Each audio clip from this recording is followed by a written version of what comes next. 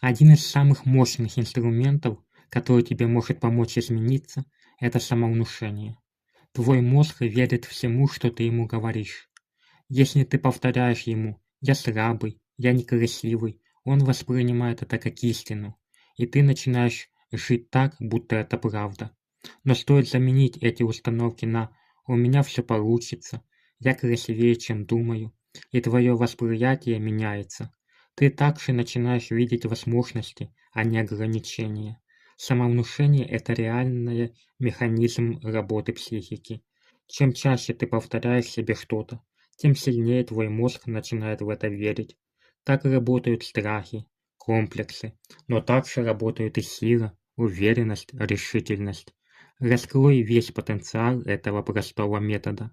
Хочешь стать уверенным? Всегда повторяй «я уверен в себе» и веди себя так, будто ты уже уверен.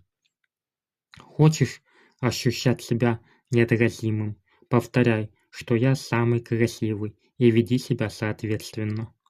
Звучит несложно, не так ли?